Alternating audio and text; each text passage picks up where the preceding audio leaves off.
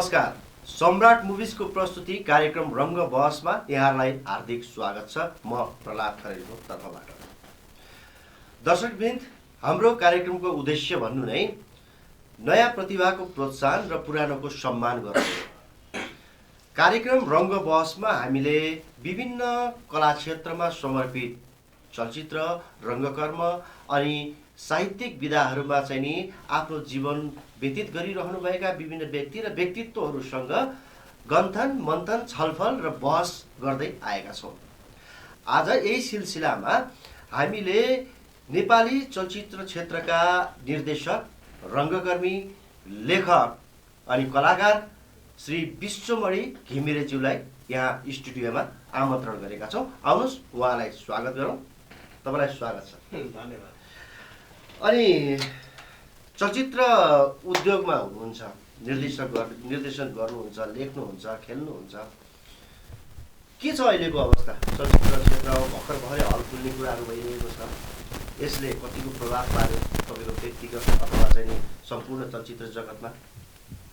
अब यस्तो छ, प्रभाव त तपाईँले भन्न खोज्नु भएको यो कोरोनाको कुरा, लकडाउन। यो लकडाउनले चाहिँ चलचित्र क्षेत्र मात्र नभएर संसारका हरेक क्षेत्रहरूलाई प्रभाव पारिरहेको अवस्थामा हाम्रो चलचित्र क्षेत्रलाई चाहिँ प्रभाव पारेकै छैन भन्ने कुरो चाहिँ हुँदै होइन। प्रभाव त निश्चय पारेको छ। हिजोको दिनमा यो लकडाउन अगाडि, कोरोनाभन्दा अगाडि पनि नेपाली चलचित्रको अवस्था कस्तो थियो त?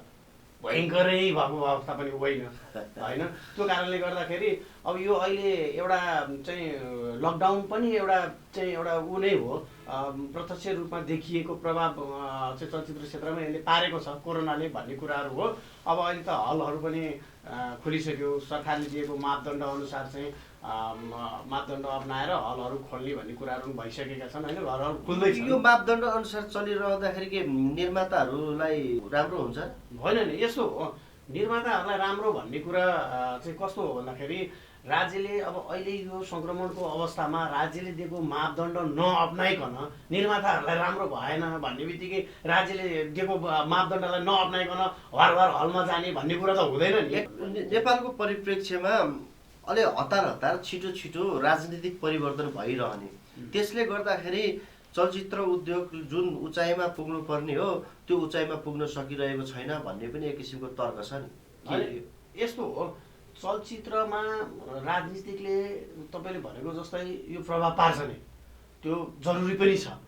तर के छ भने राजनीतिको छिटो परिवर्तनले चलचित्र उद्योगलाई मात्रै होइन, सम्पूर्ण देशमा रहेका सम्पूर्ण उद्योग, इभन सामान्य जनतालाई पनि अप्रत्यक्ष अथवा प्रत्यक्ष रूपमा असर त पार्छ नि। राजनीतिक उतार चढाव, उथल पुथल, राजनीतिक परिवर्तनले त्यो नपार्ने भन्ने त कुरै हुँदैन। त्यसमाथि चलचित्र क्षेत्र त झन् उद्योग एउटा व्यवसाय हो, अनि त्यसमा पनि नपार्ने भन्ने त कुरै हुँदैन। यो निश्चित रूपमा यसले असर पार्छ। यो नेपाली चलचित्र उद्योग भनिन्छ, यो उद्योगको रूपमा विकसित भयो, व्यावसायिक हुन सकेको छ? होइन, त्यो त हाम्रै कमजोरी हो नि।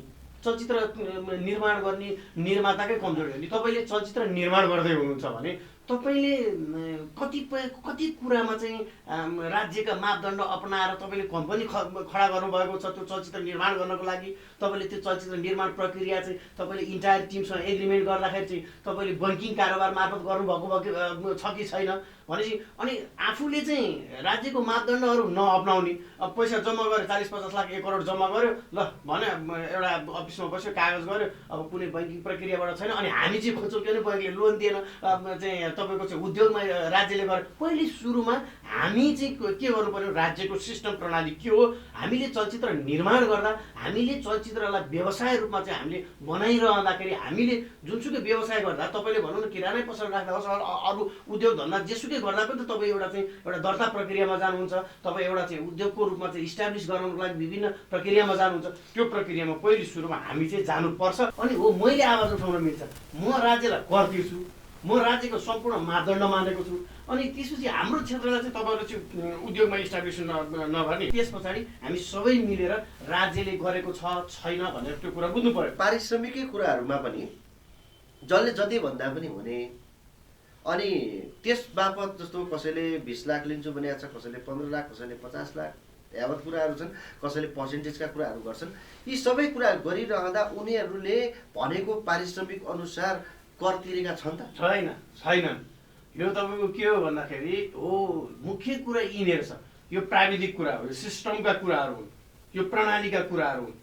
जस्तो म एउटा सेलिब्रिटी भएँ, मलाई तपाईँले चलचित्र खेल्नको लागि अफर गर्नुभयो, तपाईँसँग मेरो एउटा चाहिँ अनौपचारिक रूपमा चाहिँ मेरो रेट म चाहिँ 20 लाख रुपियाँ मैले तपाईँलाई भन्ने र तपाईँले मलाई राखेर चलचित्र बनाउँदै हुनुहुन्छ भने तपाईँले सम्बन्धित निकायमा चलचित्र सम्बन्धित निकायमा दर्ता गर्दा फलानालाई मैले नायक लिएर चाहिँ मैले दर्ता गरेको छु भन्दाखेरि मसँग चाहिँ तपाईँले 2 लाख बराबर चाहिँ कन्ट्र्याक्ट गरेको सम्झौता गरेको पेपर ल्याएर बुझाउनु र त्यो त्यही 2 लाख बराबरको चाहिँ अब त्यो आफ्नो 2 लाख बराबरको त्यो राज्यले पछि कर लिन सक्छ। सम्पूर्ण मजदुरहरू चलचित्र क्षेत्रसँग सम्बन्धित सम्पूर्ण मजदुरहरूको विषय एउटा नीति ल्याउनु पर्यो राज्यले। एउटा यो झकझकाउने काम त तपाईँको यो चलचित्र उद्योगमा लागेको व्यक्तिको होला नि त? होइन, यो गरिरहेछौँ हामीले तपाईँको पोहोर साल हामीले निर्देशक समाजबाट पनि हामीले चलचित्र विकास बोर्डमा हामीले यस्ता किसिमका चाहिँ विभिन्न किसिमको चाहिँ एजेन्डाहरू लिएर हामी अगाडि बढिरहेको छौँ। निर्माता सङ्घले गरिरहेका छ, कलाकार सङ्घले गरिरहेको छ। रिजल्ट चाहिँ किन निस्केन? समय लाग्छ नि। तपाईँको के छ भने तपाईँ आज तुरुन्त तपाईँ पीडामा हुनुभयो भनेर यो त राज्यले बनाउने एउटा अवधारणा हो, राज्यले बनाउने एउटा सिस्टम हो।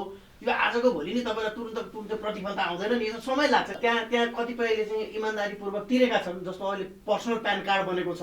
जस्तो मैले मेरो पारिश्रमिक लिँदाखेरि त पर्सनल प्यान कार्ड नभइकन त मैले बहिनी कारबाट मैले पारिश्रमिक लिनै पाउँदिनँ होइन।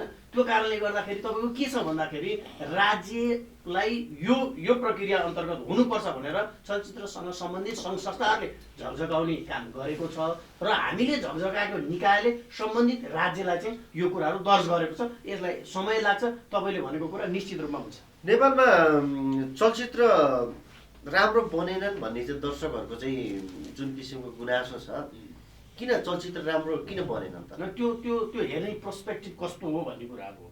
तर खै त जुन बजार व्यवस्थापन खै चलचित्रले जुन पाउनु पर्ने, नेपाली चलचित्रले पाउनु पर्ने जुन किसिमको उचाइ खै, अन्तर्राष्ट्रिय स्तरमा नेपाली चलचित्रको पहिचान खै, दर्शकले खोजेको जस्तो चलचित्र बन्दैन भन्छन्। के हो त?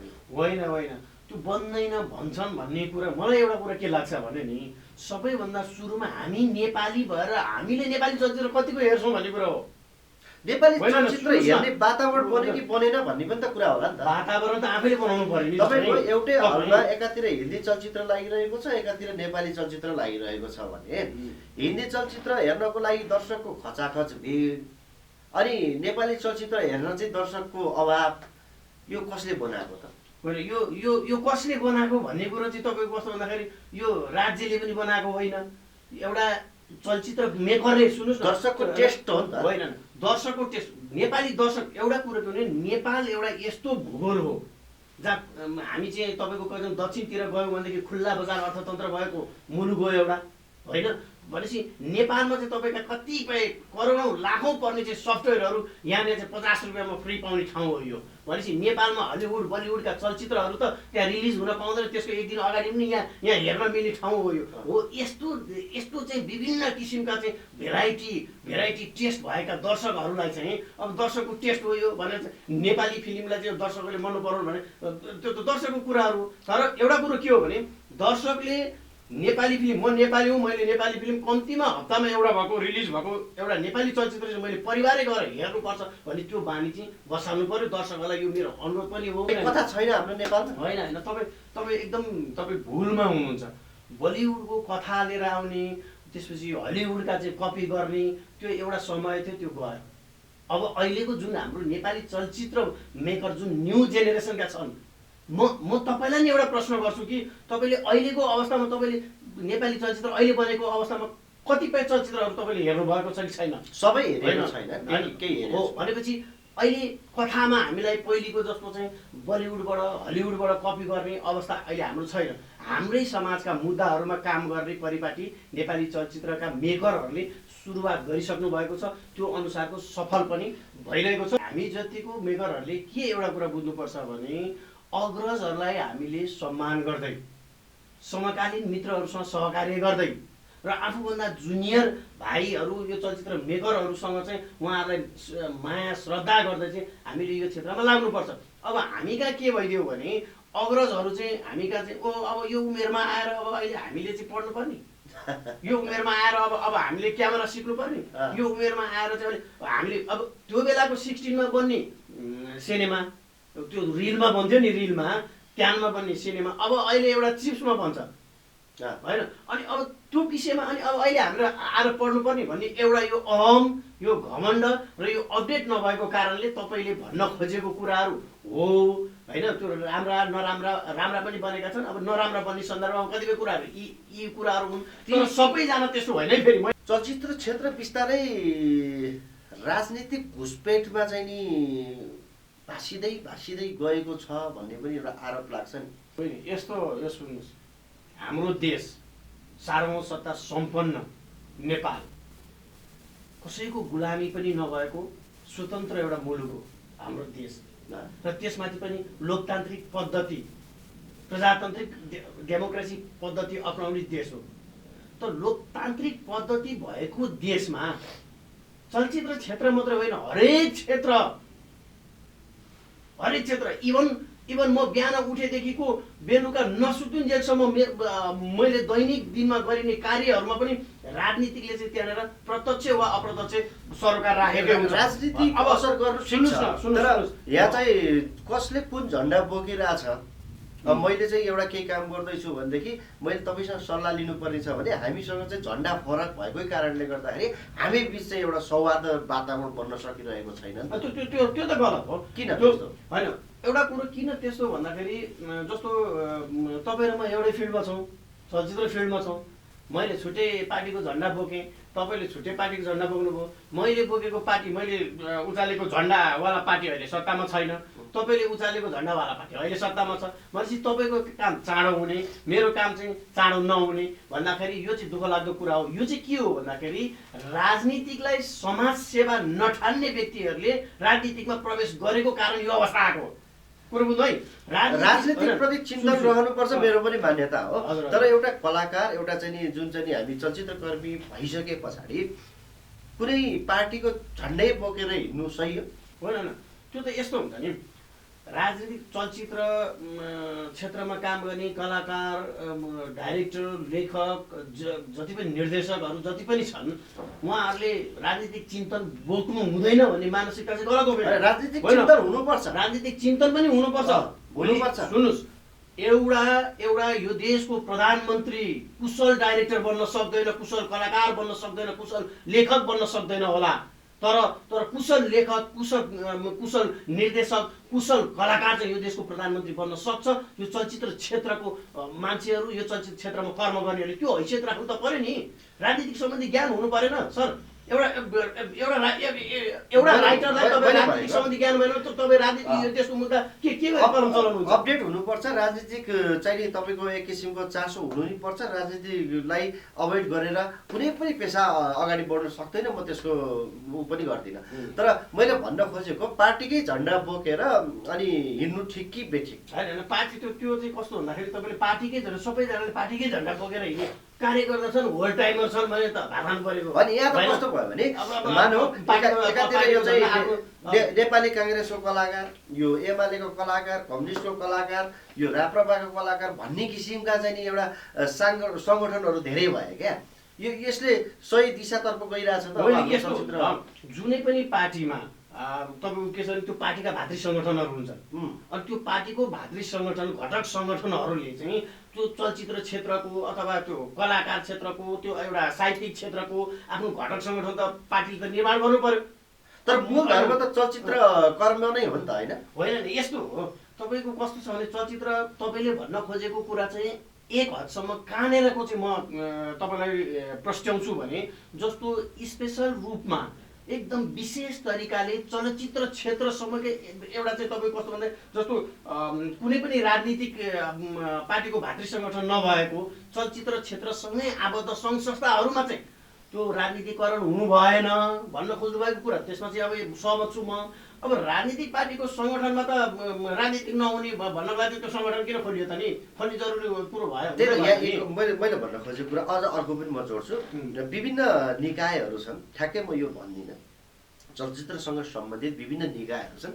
त्यस पूर्णतया रूपमा चाहिँ नि सरकार परिवर्तनसँगै अथवा चाहिँ आफ्नो कसको सरकार छ त्यही किसिमका व्यक्तिहरू चाहिँ नि त्यहाँ प्रतिनिधि पात्र भएर अथवा उच्च पदमा गएर चाहिँ आसीन हुन्छन्। यो गलत होइन र? होइन, कसरी गलत हो? उसले चलचित्र क्षेत्रमा वर्षौँ मेहनत गरेको हुन्छ, 20औं वर्ष सङ्घर्ष गरेको हुन्छ। त्यो 20औं वर्ष, 22औं वर्ष, 25औं वर्ष सङ्घर्ष गरेको प्रतिफल बल्ल उसको पार्टी आएको बेलामा हुन्छ, बल्ल बल्ल उसको माओ पार्टी रुलिङमा पुगेको हुन्छ। अनि त्यो बेलामा उसले चाहिँ म यो क्षेत्रलाई म चाहिँ कति यो क्षेत्रमा मेरो आवश्यक छ, मैले यो क्षेत्रमा 20औं वर्ष मैले अनुभव गरेको छु, त्यो ठाउँमा म जानुपर्छ। एउटा सामान्य व्यक्ति जो चाहिँ नि कसैको झन्डा बोक्दैन त्यो व्यक्ति त्यो पदमा पुग्न उपयुक्त छैन। होइन, एउटा कुरा के छ, सामान्य व्यक्तिले त तपाईँको कस्तो भने यो अहिले तपाईँले गरिरहेको प्रक्रियासँग ऊ आउनै सक्दैन। चलचित्रको, हाम्रो नेपाली चलचित्रको नेपाली नै दर्शक कति पर्सेन्ट छन्? नेपाली अब एकदमै ज्यादै कम छन्। पर्सेन्ट वाइज भन्दाखेरि 25%। 25% दर्शक छन् र छैन? छ, मजाले। यदि 25% दर्शक 25% दर्शक त कम हो नि, कम हो। 3 करोड पपुलेसन। सामान्य हामी एउटा क्यालकुलेसन गरौँ, 25% दर्शक भनेको 3 करोड नेपाली जनतामा 75 लाख 75 लाख दर्शक यदि थिए भने 100 नै रुपियाँको दरले टिकटको बिक्री त्यसरी हुँदैन। त्यसरी तपाईँले जुन किसिमले क्यालकुलेसन गर्नुभयो, यो चाहिँ म तपाईँलाई के उदाहरण दिन्छु भने मेरो 50 रोपनी जमिन छ, 50 रोपनी जमिन छ, मेरो एक रोपनी जमिनको 1 करोड पर्छ भनेपछि क्यालकुलेटर थिच्दाखेरि त त्यो त क्यालकुलेटरमा अङ्कै हटेन। तपाईँले यसरी मूल्याङ्कन गरेको जस्तो अब जस्तो कसरी गर्ने? सुन्नुहोस् न, यो चाहिँ कसरी, यो दर्शकहरू भनेको 25% दर्शकहरू भनेको यो यहीँ मात्रै होइन, राष्ट्रिय लेभलमा हाम्रो देशमा मात्रै होइन, उनीहरू चाहिँ बाहिर विदेशमा पनि छन्। विदेशमा पनि नेपाली चलचित्रहरू विभिन्न आफ्नो डिजिटल प्लेटफर्म, डिजिटल माध्यमबाट उनीहरू पनि हेर्छन्। भनेपछि यो समग्रमा सबै गरेर नेपाली सिनेमा हेर्ने दर्शक चाहिँ 25% हो। विभिन्न कलेजहरू छन् जहाँ चाहिँ नि यो चलचित्र सम्बन्धी विभिन्न विधामा चाहिँ नि अध्ययन गराइन्छ। अनि अर्को एउटा ग्रुप छ जुन चाहिँ चलचित्र नपढेका, त्यो पढ्न नपुगेका अथवा पढ्न नपाएका, प्रयोगात्मक रूपमा चाहिँ चलचित्र क्षेत्रमा चाहिँ लागि परिरहेका, यो दुईवटा चाहिँ ग्रुप छ भनौँ होइन। यी दुई ग्रुपमा एकअर्कालाई अलिकति डोमिनेट गरे जस्तो, नमानेको जस्तो। जस्तो पढेको मान्छेले म पढेको हुँ, मलाई थाहा छ, उनीहरूलाई केही पनि थाहा छैन भने जस्तो। अनि फेरि उनीहरू प्रयोगबाट मतलब प्र्याक्टिकल्ली रूपमा आएको, यिनीहरू पढ्दैमा के हुन्छ र होइन भने जस्तो एक किसिमको द्वन्द्व छ नि त। यो किन यस्तो द्वन्द्वहरू भइरहेको छ? यो द्वन्द्वले कस्तो निकास देला त? होइन, यस्तो हो, यो सामान्य प्रकृति नियमको सिद्धान्त भनेको जस्तै पढेर आएको र पढेर जानेको भन्ने कुराहरू, पढेर जानेको मान्छेसँग चाहिँ एउटा अनुभवले तिखारिएको हुन्छ, अनुभवले खारिएको हुन्छ, र पढेर आएका मान्छेसँग त्यति अनुभव नहुन सक्छ। अनुभवको खाँचो त छ नि त उसलाई, अनुभवको खाँचो छ। यता फेरि अनि अर्को कुरो के छ भन्दाखेरि तपाईँले भन्न खोजेको जुन यो दुईटा पक्षहरू छन्, यो दुईटा पक्ष बिचको डिबेट, एउटा पक्षले जुनियर हो, डिबेट हुनु राम्रो होइन, सुन्नुहोस् न, तर कस्तो किसिमको डिबेट भन्ने कुरो हो नि त। राम्रो त ठिकै हो, राम्रो एकअर्कालाई सम्मान नगर्ने वातावरण, राम्रोको लागि डिबेट गरेको हो भने त आउटपुट पनि चलचित्र पनि राम्रै निक्लेला होइन। तर अहमताको लागि डिबेट गरेको हो भने त अवस्था कस्तो हुन्छ भने अहिलेको नेपाली चलचित्र जस्तो अवस्था हुन्छ। अहिलेको नेपाली चलचित्रको विशेष अलिकति यसको स्तर, यसको अवस्था र नेपाली चलचित्र कर्मीहरूलाई, आम पब्लिकले, जनताले हेर्नुपर्ने कारक तत्त्व पनि यो अहिले तपाईँले भनेको कुराहरू हो। यसको लागि चाहिँ के हुनु पर्यो भन्दाखेरि सिनियरहरूले, हामी खारिएर आएका, हामी यति वर्ष भयो यो क्षेत्रमा आएका, हामी नै हो, तिमीहरूले मेरो गोरुको 12 टक्का, हामीलाई तिमीहरूले पुज्नुपर्छ, मान्नुपर्छ भन्ने त्यो अहम पनि एक स्टेप त्याग्नु पर्यो। र जुनियरहरूले पनि हामी त यसरी हलिउड बलिउडमा चाहिँ हामी चलचित्र पढेर आएका, यिनीहरूले के जानेको छ र हाम्रो चलचित्र क्षेत्रलाई 50औं वर्षसम्म पछि पारेका यिनीहरू हो भन्ने कुरा, त्यो अहम र त्यो घमण्ड पनि त्यो जुनियरहरूले पनि त्याग्नु पर्यो। र अनि दुवै पक्षले सिक्ने कुरा, पढ्ने कुरा चाहिँ आफ्नो गार्जेनले आफ्नो घरका केटाकेटीसँग पढ्न सिक्दा पनि लाज हुँदैन। त्यसैले सिनियरले नजानेको कुरा, अप टु डेट नभएका कुरा, टेक्नोलोजीसँग अपडेट नभएका कुरा जुनियरसँग सिक्ने, र जुनियरले पनि सिनियरहरूलाई सम्मान गर्दै अगाडि बढ्नुपर्छ भन्ने मेरो मान्यता हो। यो डिबेट छ, यही डिबेटले पनि कतिपय चलचित्रमा असर पनि परेको छ। विशेष गरेर असर चाहिँ तपाईँको कहाँ परेको छ भन्दाखेरि यो दुई पक्षको जुन यो तपाईँले भनेको जस्तो रसाकसी, उसलाई नगर्ने उसलाई नगर्ने अवस्थाले चाहिँ कहाँ विशेष गरेर परेको छ भन्दाखेरि त्यो चाहिँ आम पब्लिकलाई परेको छ। यसको असर चाहिँ आम पब्लिकले चाहिँ उनीहरूको चलचित्र क्षेत्रमा लाग्ने मान्छेहरूमा त आफूमा त एकता छैन भनेपछि पब्लिकको माझमा चाहिँ यो नकारात्मक सन्देश जान्छ। त्यसैले यसको लागि चाहिँ यो चाहिँ तपाईँले भन्नुभएको यसको लागि चाहिँ हामी आफैबाट जस्तो मैले आजैबाट मैले जुनियर चलचित्र कर्मीहरूलाई चाहिँ मैले नजानेको कुरा के हो भाइ भन्दा सिक्न जानु पर्यो।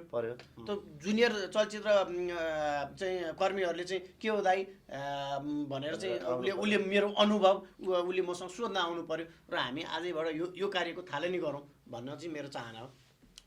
तपाईँ अलिकति राजनीतिप्रति पनि चासो राख्ने मान्छे, चासो चाहिँ अलिकति चासो राख्नुहुन्छ। अहिलेको वर्तमान राजनीतिक अवस्था कस्तो देखिराख्नु भएको छ? अब के होला त देशमा? यस्तो हो, अब यो वास्तवमा तपाईँले अघि नै भनिसक्नुभयो राजनीतिकमा चासो राख्ने भने यो मैले चासो मात्रै राख्ने हो, यो मेरो नितान्त व्यक्तिगत विश्लेषण हो, तपाईँको विचार मेरो आफ्नो विचार हो।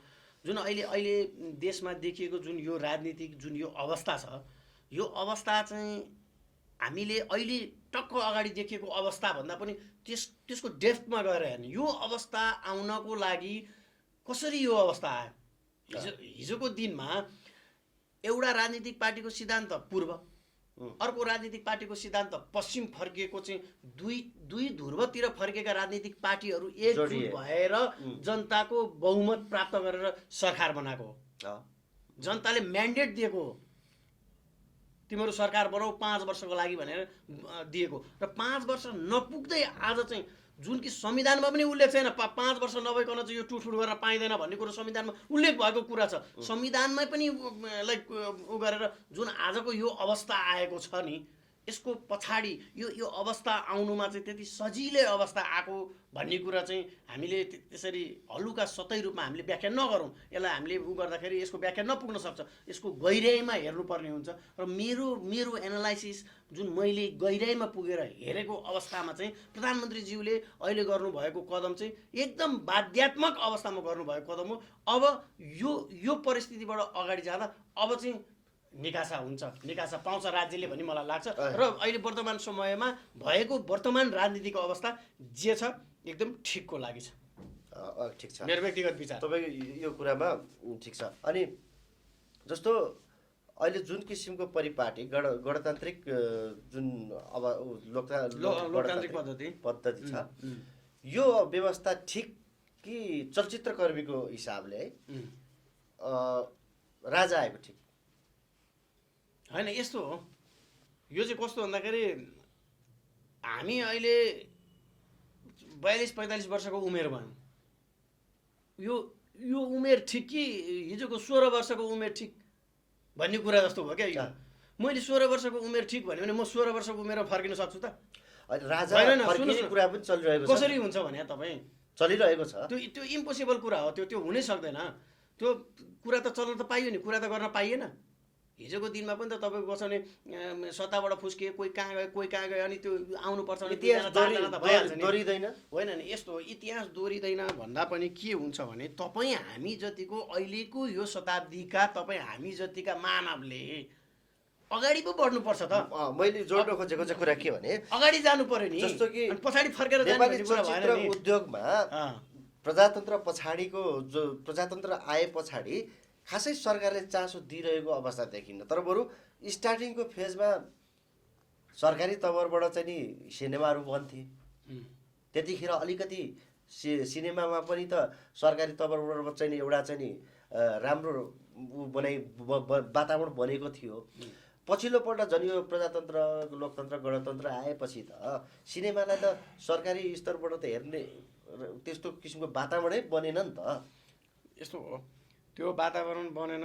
46 सालको प्रजातन्त्र पछाडि चलचित्र क्षेत्रको अवस्था र 46 सालको प्रजातन्त्रभन्दा अगाडि चलचित्र क्षेत्रको अवस्था मूल्याङ्कन गर्दा मैले नै के भन्छु भने 46 सालको प्रजातन्त्रभन्दा अगाडिको चलचित्र नेपाली चलचित्र क्षेत्रको अवस्था चाहिँ अहिलेको भन्दा एकदम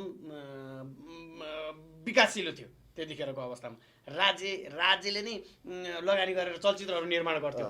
अब अहिले त्यो क्रममा चाहिँ के भइदियो भन्दाखेरि राजनीतिक सबैभन्दा मुख्य कुरो के हो भन्दाखेरि जुनसुकै पनि देशको राजनीतिक एउटा सिस्टम त तपाईँको स्थायित्व हुनु पर्यो, स्थिर हुनु पर्यो। यो राजनीतिक अस्थिरताले हामीलाई प्रभाव पार्यो। तपाईँ हेर्नुहोस् त 9 महिनामा शासन सत्ता चेन्ज हुने होइन, त्यस पछाडि बल्ल एउटा चलचित्र कर्मीहरूले चाहिँ आन्दोलन गरेर यस्ता किसिमका चाहिँ मागहरू चाहिँ पुरा गर्नुपर्छ चलचित्र क्षेत्रमा भनेपछि अनि बल्ल पुरा हुन लागेको अवस्थामा सरकार परिवर्तन हुने भनेपछि यो 46 पछिको यो जुन राजनीतिक अस्थिरताको कारण चाहिँ हाम्रो चलचित्र क्षेत्रमा प्रभाव परेको हो। राज्यले गर्न पनि खोजेको हो, तर अब गर्दै अब त्यो मन्त्री फुसिसकेको हुन्छ अनि त्यो फाइल बोकेर मन्त्रालय जाँदा अर्को मन्त्री आइसकेको हुन्छ। यो कारण चाहिँ यो हो। तर 46 भन्दा अगाडि चाहिँ के हुन्थ्यो त भन्दाखेरि त्यतिखेर त एकल हुन्थ्यो भनेपछि त्यहाँ कुनै त्यो फुस्किने जे फुक्ने नेतृत्व गर्ने त एकजना हुन्थ्यो नि त। स्थिर सरकार थियो, त्यसले गर्दा त्यहाँ सहज थियो। जस्तो अहिले चाहिँ नि 5 वर्षको लागि चाहिँ दियो तर स्थिर रहन सकेन। यो अहिलेको कन्डिसन, अहिलेको भनेको त 2, 2.5, 3 वर्ष यतिखेर त झन् राम्रो हुनुपर्ने समय थियो नि त होइन। त्यो त भइरहेको थियो नि। यो चलचित्र क्षेत्र मनोरञ्जनको लागि मात्रै हो होइन। चलचित्र क्षेत्र अब त्यो आफ्नो बुझाइ हो। मेरो चाहिँ के हो भने चलचित्र क्षेत्र मनोरञ्जन त हो नै चलचित्र क्षेत्र, तर मेरो चाहिँ के हो भन्दाखेरि समाजका मुद्दाहरू, समाजमा दबिएर बसेका वर्गहरू, जनजाति, आदिवासी होइन, समाजका चाहिँ वर्गीय मुद्दाहरू लाई चाहिँ एउटा चलचित्रको माध्यमद्वारा चाहिँ हामीले चाहिँ भन्ने हो। राज्यलाई चाहिँ यहाँ यस्तो छ, यो हामीले राज्यलाई झकझकाउने हो भनेपछि चलचित्र चाहिँ तपाईँको के हो भन्दाखेरि मनोरञ्जनको मात्रै साधन नभएर समाजका मुद्दाहरूमा चाहिँ काम गर्ने एउटा साध्य हो चलचित्र भनेको। मैले चाहिँ त्यसरी व्याख्या गर्छु। अब यहाँ कसले यत्रो चाहिँ लगानी गरेर कसले त्यो समाजका मुद्दामा के काम गर्नु छ र पैसा कमाउन गर्ने भन्नेहरू पनि छन्, तर मेरो विश्लेषण चाहिँ समाजको मुद्दाहरूमा चाहिँ काम गर्नुपर्छ चलचित्रले भन्ने हो। अब हामी कार्यक्रमको लगभग अन्तिममा छौँ। हजुर, अन्तिममा मैले केही छुटाए जस्तो लागेको, तपाईँले यो भन्नै पर्छ भन्ने जस्तो कुनै कुरा छ दर्शकहरूलाई भन्नुपर्ने? कुराहरू त धेरै नै छ, तर सबैभन्दा चलचित्र क्षेत्र भनेको हाम्रो व्यवसाय हो। चलचित्र क्षेत्र मार्फत हामी चाहिँ एउटा चाहिँ तपाईँको पेसा गरिरहेछौँ चलचित्र क्षेत्र मार्फत। र राजनीतिक भनेको चाहिँ हाम्रो चाहिँ व्यवसाय होइन, त्यो समाजसेवा हो। हामीले यो राजनीतिक र चलचित्रलाई दुवैलाई मिलाएर हामी अगाडि बढ्न सकेको खण्डमा, चलचित्रमा राजनीतिक प्रवेश गराएर अगाडि बढ्न सकेको खण्डमा नेपाली चलचित्रको स्तर हलिउड बलिउडसँग कम्पिटिसन गर्न लायकको भन्ने छ। त्यसैले राजनीतिकबाट चलचित्र क्षेत्रलाई टाढा राख्ने कुरा यो कदापि उचित होइन। चलचित्रभित्र राजनीतिकले प्रवेश पाउनुपर्छ र त्यस पछाडि मुद्दाहरू चाहिँ बोल्ड बनेर आउँछ। चलचित्रमा चाहिँ तपाईँको डिबेट सिर्जना भएर चाहिँ चलचित्रहरू राम्रा बन्छन्। हलिउड बलिउडसँग चाहिँ कम्पिटिसन गर्न लागेका चलचित्रहरू हुन्छन्। त्यसैले मैले भन्न खोजेको चाहिँ राजनीतिक र चलचित्रलाई हामीले अब हामीले अगाडि बढाउँदाखेरि राजनीतिक र चलचित्रलाई सँगसँगै अगाडि बढाउँ बिना द्वेष। तपाईँले भने जस्तो एउटा पार्टीको झन्डा नबोक्ने, चलचित्रकै झन्डा बोकौँला। राजनीतिक सिद्धान्त आफ्नो ठाउँमा छ, सिद्धान्त राख्न पाइयो, त्यो सिद्धान्त आफ्नो ठाउँमा छ। पार्टी कार्यालयभित्र छिरेको बेलामा त्यो सिद्धान्त हामी राखौँला, तर चलचित्र कर्म गर्दाखेरि चाहिँ समाजको मुद्दाहरूमा काम गर्नु पर्यो। हामी यसमा राजनीतिक पनि छिर्नु पर्यो भने हामी सबै चलचित्रकर्मी एकजुट भएर हामी चलचित्र बनाउँ। नेपाली चलचित्र निश्चय पनि राम्रा बन्नेछन् र नेपाली चलचित्र राम्रा बनेपछि हाम्रा दर्शकले पनि मन पराइदिनेछन्। त्यही हो, मैले मेरो एउटा भनाइ चाहिँ। कुरा र छुटाएछु अन्त्यमा, एउटा कुरा छुटाएछु हजुर। तपाईँको आगामी लक्ष्य के हो तपाईँको चाहिँ के गर्दै हुनुहुन्छ अब चलचित्र क्षेत्रमा चाहिँ राजनीतितिर नजाउँ चलचित्र क्षेत्रको अबको चाहिँ आउने समयमा तपाईँले कस्तो चाहिँ एउटा उद्देश्य लिएर अगाडि बढ्नुहुनेछ होइन मेरो त अब यो यस्तो हो, चलचित्र क्षेत्र नै मेरो अब कर्म हो। अब यो कर्ममा त केही योजनाहरू? छ, त्यो त लक्ष्य छ, उद्देश्य छ, ड्रिम प्रोजेक्टहरू छ। त्यस पछाडि चलचित्र क्षेत्र नै कर्म भइसके पछाडि आफ्नो चलचित्रको माध्यमद्वारा राष्ट्रलाई चाहिँ आफ्नो राष्ट्रलाई चाहिँ अन्तर्राष्ट्रिय जगतमा चाहिँ चिनाउने मेरो चाहिँ उद्देश्य छ, लक्ष्य छ। त्यो अनुरूप मैले चाहिँ अब एउटा चलचित्र सिन्धुलीगढी भन्ने चलचित्रको चाहिँ मैले सम्पूर्ण कुराहरू सकेर अब यो प्राविधिक कुराहरूमा चाहिँ म अगाडि बढिरहेको छु। जुन चलचित्रले चाहिँ यो देशलाई यो आजसम्म सार्वभौमसत्ता सम्पन्न नेपाली यो मुलुक कसैको पनि गुलामी हुनु परेको थिएन र अब पनि गुलामी हुनु नपरोस् भनेर चाहिँ त्यो संसारलाई अन्तर्राष्ट्रिय जगतलाई चाहिँ भन्नको लागि सुनाउनको लागि एउटा चलचित्र निर्माणको चाहिँ कम्तीमा सम्पूर्ण कुराहरू सकेर अलिकति प्राविधिक रूपमा अगाडि बढ्दैछु। ऐतिहासिक चलचित्र ऐतिहासिक चलचित्र अब अहिले मुख्य चलचित्रको क्षेत्रमा चाहिँ म यतैतिर लागिरहेको छु। अब अनि अन्य भनेको चाहिँ अब राजनीतिक यसो अब परिघटना परिदृश्यहरू राजनीतिका चाहिँ के छन् ती कुराहरू नजर लगाउने बुझ्ने सुन्ने अध्ययन गर्ने त्यही नै हो। हस् स्टुडियोसम्म आइदिनु भयो यति बेलासम्म हामीसँग सार सल्लाह गर्नुभयो आफ्ना केही विचारहरू राखिदिनु भयो आफ्ना योजनाहरू बताउनु भयो र अब चलचित्र उद्योग यसरी चाहिँ अगाडि बढ्न सक्छ भन्ने आफ्ना राम्रा विचारहरू यहाँ प्रस्तुत गरिदिनु भएकोमा तपाईँलाई धेरै धेरै धन्यवाद छ। हस् तपाईँलाई पनि धन्यवाद यहाँसम्म आउनलाई बोल्नलाई आफ्नो दुई शब्द राख्नलाई मौका दिनुभयो। आगामी दिनहरूमा पनि फेरि यस्तै मौका दिनुहोस् भन्ने आशा गर्दै फेरि बिदा हुन्छु। पछि भेट्नलाई धन्यवाद। हस् नमस्कार दर्शकवृन्द आजको रङ्गबहस कार्यक्रम यति नै। फेरि अर्को अध्यायमा हामी अर्को नयाँ श्रृङ्खला लिएर फेरि उपस्थित हुने नै छौँ। तबसम्मको लागि हामी सम्पूर्ण युनिट बिदा चाहन्छौँ। नमस्कार।